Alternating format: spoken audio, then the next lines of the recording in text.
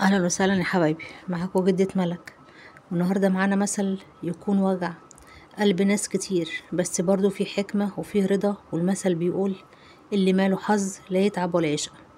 يعني ايه؟ يعني في ناس طول عمرها شقيانة وبتتعب والرزق يدوب على القد، وممكن يكون اقل من القد كمان، وبيقضوا 3/4 نومهم، يعني عشاهم نوم زي ما بيقولوا.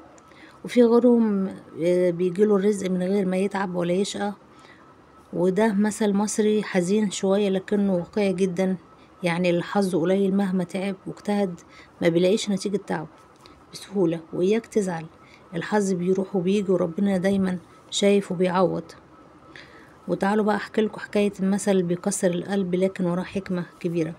المثل بيقول: اللي ماله حظ لا يتعب ولا يشقى. كان في شاب اسمه محمد، شاب طيب وبيصحى من الفجر ويشتغل في المعمار، وفي الليل يشتغل على عربية فول، وبيتعب ويشقى ومجهود كبير، بيعمل مجهود كبير ومش مؤثر في أي حاجة. وليه صاحب اسمه رمزي، لا بيصحى من بدري ولا من الفجر ولا بيشقى ولا بيتعب ولا بيعمل أي مجهود، بس سبحان الله عليه كان كل شغل يدخل فيه ينجح، كل حد يقابله يساعده. لكن محمد أصحاب الشغل بعد شهر طردوه. وفي يوم محمد قاعد على مصطبة البيت وبيقول: أنا تعبت واشتغلت ولفيت الدنيا ومفيش فايدة. رد عليه واحد وقال له: يا ابني، ده مثلنا من زمان، اللي ماله حظ لا يتعب ولا يشقى. ده حتى شقاه ما بيجيبش نتيجة.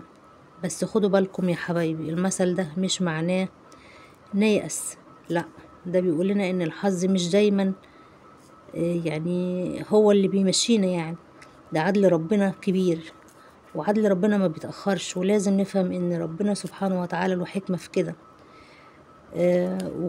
وكل يعني كل واحد عنده يعني رزق بميعاد.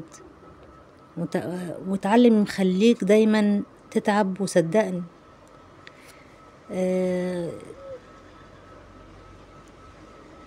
رزقك هيجيلك بس في وقته، اللي ربنا شايفه احسن ليك، في الوقت المناسب ليك، في الوقت اللي انت تكون محتاج له اكتر. وعموما اكتبوا لي رأيكم في التعليقات ان كنتوا شايفين يعني الحظ هو كل حاجة. لا، هو مش كل حاجة.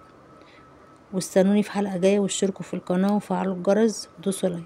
كانت معاكم جدة ملك.